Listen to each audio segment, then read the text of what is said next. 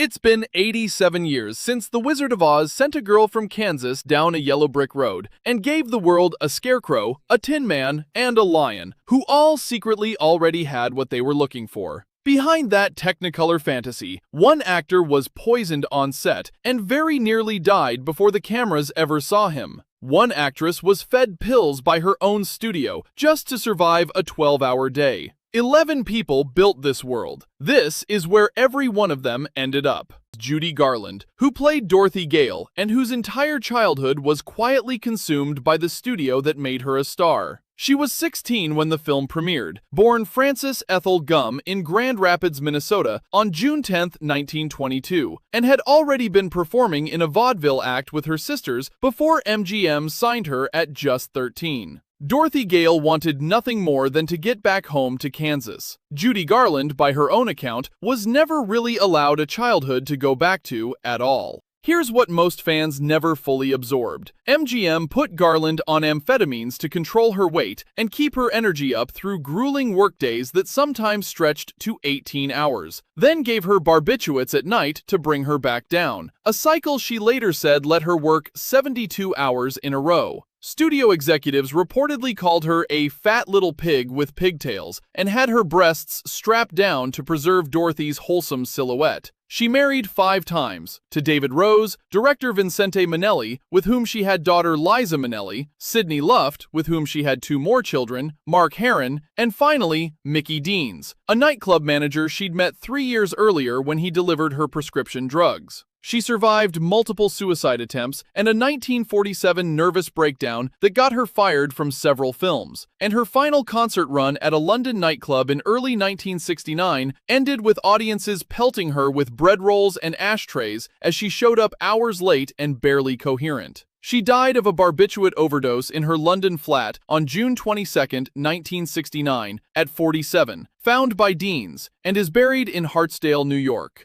Dorothy Gale got to go home in the end. Judy Garland spent the rest of her life still trying to find her way back to one. Frank Morgan, who played 5 separate roles in this film, including the title wizard himself, and whose real-life generosity was matched only by a habit he couldn't put down. He was 49 when the film premiered, born Francis Philip Wupperman in New York City on June 1, 1890, the youngest of 11 children. The wizard was a fraud who turned out to have a genuinely good heart underneath the theatrics. Frank Morgan, according to Margaret Hamilton, was exactly that generous in real life too. Here's the part almost nobody connects to his own family. Morgan's brother Carlisle, a writer, poet, and actor, died while serving in Germany with Army intelligence in 1919, in a death initially ruled a suicide, before it was later discovered he had actually been murdered by a fellow soldier. Frank appeared in his late brother's play on Broadway 2 years afterward. Morgan himself was a well-known alcoholic on set, reportedly drinking champagne throughout the day during filming, and director Victor Fleming once told him to simply get back on the champagne kick so we can live together. He went on to earn 2 Academy Award nominations across his career, for The Affairs of Cellini and Tortilla Flat. He married Alma Muller in 1914 and had 1 child. He died of a sudden heart attack in Beverly Hills on September 18, 1949, at 59, just 10 years after Oz was released, and is buried in Brooklyn's Greenwood Cemetery, one of the only Oz stars not laid to rest in California. The wizard handed out gifts from behind a curtain to hide what he really was. Frank Morgan spent his whole career doing something similar, letting the champagne and the charm hide exactly how much he was carrying. Ray Bolger, who played the Scarecrow, and whose one small request behind the scenes changed the entire course of another actor's life.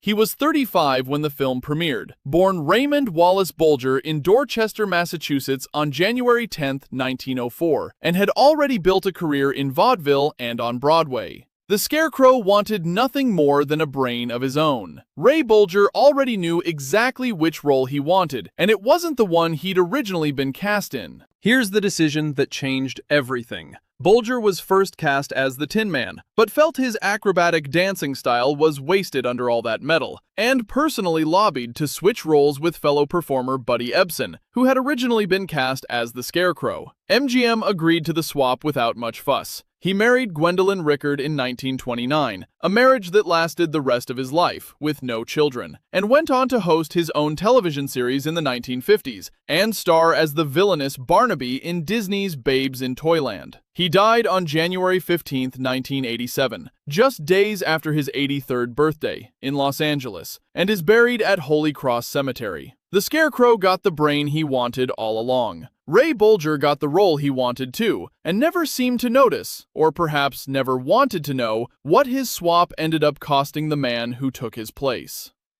Buddy Ebsen, the man who lost the Tin Man role Ray Bolger traded away, in a way that nearly killed him. He was 30 when filming began, born Christian Rudolph Ebsen Jr. in Belleville, Illinois, on April 2, 1908, and was already an accomplished MGM contract dancer, having appeared on screen with Judy Garland the year before. The Tin Man wanted nothing more than a heart. Buddy Ebsen very nearly lost his life just trying to play him. Here's what happened after just 10 days of filming. The aluminum powder makeup used to give Ebsen's skin its metallic sheen coated his lungs, and he was rushed to the hospital struggling to breathe. Later writing, "My breathing was excruciatingly labored. No oxygen seemed to reach my lungs. I wondered if I was dying." He was hospitalized for weeks and permanently dropped from the film. Every scene he'd already shot in costume was reshot from scratch with his replacement, so no trace of his performance survives on screen except his singing voice. Still audible in the group number, "We're Off to See the Wizard." He went on to far bigger fame decades later as Jed Clampett on the Beverly Hillbillies, watched by up to 60 million viewers a week at its peak, and later starred in the detective series Barnaby Jones. He died on July 6, 2003, at 95, in Torrance, California. According to those who knew him, he remained bitter for the rest of his life about the role a simple swap of favors had ultimately cost him. The Tin Man got his heart from the Wizard for free. Buddy Ebsen nearly gave his lungs for the same role, and spent 6 decades still thinking about the part he never got to finish. Before we get to the woman who quietly paid off another man's debts for the rest of her career, a question for the comments. Which part of this film has stayed with you the longest? The tornado, the poppy field, or the wicked witches melting? Tell me below. I read every one. If you're enjoying the channel, please subscribe. A film this scrutinized for 87 years takes real research to get right. Production records, obituaries, court filings, all of it verified before a single line gets written. Jack Haley, who stepped into the Tin Man role only after Buddy Ebsen's near-fatal accident, and who ended up connected to Judy Garland's family in a way nobody could have predicted at the time. He was 41 when the film premiered, born John Joseph Haley Jr. in Boston, Massachusetts, on August 10, 1897, whose own father died in a shipwreck months before Jack was even born. The Tin Man wanted a heart of his own, and got a brand new one just in time to save the picture. Jack Haley stepped into a role that had already put one man in the hospital, and the studio wasn't taking any more chances with him. Here's what almost nobody remembers. To avoid poisoning Haley the same way, MGM switched the Tin Man's makeup from aluminum powder to a paste. But the paste still caused Haley a serious eye infection that sidelined him for 4 days of filming before doctors caught it in time to prevent permanent damage. He married Florence McFadden in 1921, a marriage that lasted the rest of his life, and had 2 children, including Jack Haley Jr., a 2-time Emmy winner who went on to marry Judy Garland's own daughter, Liza Minnelli, in 1974, a marriage that lasted 5 years. Haley himself later admitted that if not for playing the Tin Man, he probably wouldn't be remembered today at all. He suffered a heart attack on June 1, 1979, just weeks after his final public appearance at that year's Academy Awards alongside Ray Bolger, and died 5 days later on June 6, at 81 in Los Angeles. The Tin Man rusted solid the moment he stood still too long in the rain. Jack Haley kept moving for another 40 years after the cameras stopped, right up until his own heart finally gave out. Bert Lahr, who played the Cowardly Lion inside a nearly 100-pound costume made of real lion fur, and who carried a private sadness the character's comic bravado never let on. He was 43 when the film premiered, born Irving Lahrheim on Manhattan's Upper East Side on August 13, 1895, to German Jewish immigrant parents, and had dropped out of school at 15 for vaudeville. The Cowardly Lion just wanted a little courage. Bert Lahr spent his entire life quietly fighting a depression he never once sought treatment for, at a time when doing so could have ended a comedian's career outright. Here's what most fans never knew about filming. The lion costume weighed nearly 100 pounds and was so hot and restrictive under Technicolor lighting that Lahr couldn't eat solid food in it and had to drink his lunch through a straw while lying flat on a board next to fellow sufferer Jack Haley, since neither man could sit down in his costume long enough to reach a proper dining room. He married twice, Mercedes Del Pino, a union annulled in 1939 after her severe mental illness, and Mildred Schroeder from 1940 until his death, and had 3 children. In 1967, already fighting cancer he didn't know he had, Lahr agreed to film a grueling outdoor night scene for his final movie in the cold December air, which gave him the pneumonia that actually killed him on December 4th at 72 in New York City. Judy Garland was about to walk on stage in Las Vegas when she heard the news, and dedicated Over the Rainbow to him that night, calling him "my beloved Cowardly Lion." The Cowardly Lion got his Medal of Courage from the Wizard. Bert Lahr spent decades earning his the hard way, in silence, without anyone ever handing him a thing. Margaret Hamilton, who played the Wicked Witch of the West and who was badly injured for real during one of the film's most famous scenes. She was 36 when the film premiered, born in Cleveland, Ohio on December 9, 1902, and had worked as a kindergarten teacher before turning to acting. The Wicked Witch made an entire generation of children afraid of green skin and cackling laughter. Margaret Hamilton paid for that fear with real burns.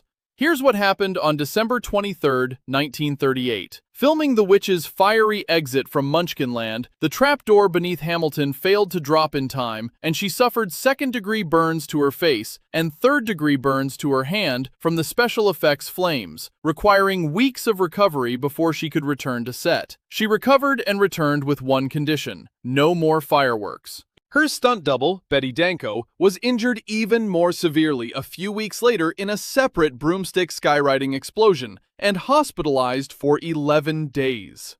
Hamilton married once to Paul Meserve, divorced, and had one son, later becoming a public advocate for child performers and animal welfare, and serving on the Beverly Hills Board of Education. She died of a heart attack in her sleep at a Connecticut retirement community on May 16, 1985, at 82. The Wicked Witch melted the instant water touched her. Margaret Hamilton was set on fire for real months before the film even reached theaters, and simply asked for one condition before she'd go back to work. Billie Burke, who played Glinda the Good Witch, and whose real life demanded far more resilience than her character's pink, floating serenity ever let on. She was 54 when the film premiered, born Mary William Ethelbert Appleton Burke in Washington, D.C. on August 7, 1884, the daughter of a famous circus clown. Glinda arrived to solve every problem with a wave of her wand. Billie Burke spent nearly a decade solving a problem no wand could touch. Here's what most fans never connected to her casting. Burke had been one of Broadway's biggest stars and the wife of legendary producer Florence Ziegfeld Jr. for 18 years until his death in 1932 left her buried in his debts, forcing her to return to steady character work, including Glinda, taken on for a fraction of her old star salary, specifically to pay them off, even selling his beloved Ziegfeld Follies operation to his own longtime business rivals to help cover the shortfall. She had one daughter, Patricia, with Ziegfeld. She was nominated for an Academy Award the year before Oz for Merrily We Live, and continued acting steadily into her 70s. She died in Los Angeles on May 14, 1970, at 85, and is buried beside Ziegfeld at Kensico Cemetery in New York. Glinda told Dorothy she'd had the power to go home the whole time. Billie Burke spent years finding out that a beautiful gown and a famous name weren't enough power to erase a dead man's debts on their own. Charley Grapewin, who played Uncle Henry, and who was, by nearly 4 decades, the oldest person on this entire set. He was 69 when the film premiered. Born Charles Ellsworth Grapewin in Xenia, Ohio on December 20th, 1869, and had run away from home as a boy to become a circus aerialist and trapeze artist. Uncle Henry barely got a handful of lines in the whole picture. Charley Grapewin had already lived an entire circus life before movies were even invented. Here's what most viewers never realized. Grapewin didn't become a familiar screen face until he was 60 years old, going on to play Grandpa Joad in The Grapes of Wrath and Jeter Lester in Tobacco Road within a year of finishing Oz, plus a recurring role as Inspector Queen in a series of Ellery Queen mysteries. He married Anna Chance around 1896, and the couple remained devoted to each other until her death in 1943. 47 years later, they never had children. He retired from acting in 1944 and died quietly on February 2, 1956, in Corona, California, at 86. His ashes interred at Forest Lawn Memorial Park. Uncle Henry never left the farm the whole picture. Charley Grapewin had already run away from home once, decades before Dorothy ever got the chance to. Clara Blandick, who played Auntie M, and whose real ending was far darker than anything the film ever showed its audience. She was 62 when the film premiered. Born Clara Blanchard Dickey aboard an American ship anchored in Hong Kong Harbor on June 4, 1876, and had built a career of more than 100 films playing warm, no-nonsense maternal figures. Auntie M told Dorothy there was no place like home. Clara Blandick spent her final years in devastating physical pain, going blind, with no home left in her that felt survivable at all. Here's what happened on April 15, 1962. Suffering from severe arthritis and failing eyesight, Blandick returned from Palm Sunday church services, carefully arranged her favorite photographs, resume, and career mementos around her apartment, dressed in an elegant royal blue robe, styled her hair, and took an overdose of sleeping pills before tying a plastic bag over her head and lying down beneath a gold blanket. Her landlady found her body the next morning. Her suicide note read, "I am now about to make the great adventure. I cannot endure this agonizing pain any longer. I pray the Lord my soul to take." She was 85 and is buried at Forest Lawn Memorial Park in Glendale, only a few yards from her on-screen husband, Charley Grapewin. Auntie M spent the whole film waiting for Dorothy to come home safely. Clara Blandick spent her last morning making sure her own ending, unlike her niece's, would be entirely on her own terms. The last name on this list, and, fittingly, the actual last surviving credited cast member of the entire film. Pat Walshe played Nico, the leader of the Wicked Witch's Winged Monkeys, one of the only monkey performers to receive on-screen credit at all. He was 38 when the film premiered, born Patrick Walshe in New York City on July 26, 1900. A little person who stood just 3 feet 10 inches tall and had specialized in animal impersonations across decades of vaudeville and circus work. Nico took orders from the Wicked Witch without ever saying a word. Pat Walshe had spent his entire career being extraordinarily expressive, using nothing but his body, since the world rarely gave him lines to speak either. Here's what most fans never knew about him. At one point in his career, Walshe tried to leave show business entirely to start his own conventional business, but found the world simply wasn't built for a man his height to navigate as an equal among average-sized people, and returned to performing not long after. His casting as Nico was formally announced in October 1938, and because his scenes required close-up work alongside Margaret Hamilton, he wore far more elaborate, glued-on prosthetics than the other winged monkeys, who got by with simple rubber masks. He married Grania Barton and continued working in film in small roles, including Rosanna McCoy and Panic in the Streets, into 1950. He died of a heart attack in Los Angeles on December 11, 1991, at 91. The last person credited in this film still alive, having outlived every single one of his 10 castmates by years, in some cases by decades. Nico never had to say goodbye to anyone on screen. Pat Walshe spent 52 years saying goodbye to every single one of them in real life, one at a time, until there was finally no one left to remember it all but him. They premiered this film in Hollywood on August 15, 1939, to a cast that had already survived pills, poison, burns, and grief before a single ticket was ever sold. All 11 of the people who built this world are gone now, the last of them, Pat Walshe, in 1991. Dorothy always had the power to go home. Almost none of the people who played her family in Oz ever fully got the same chance in real life.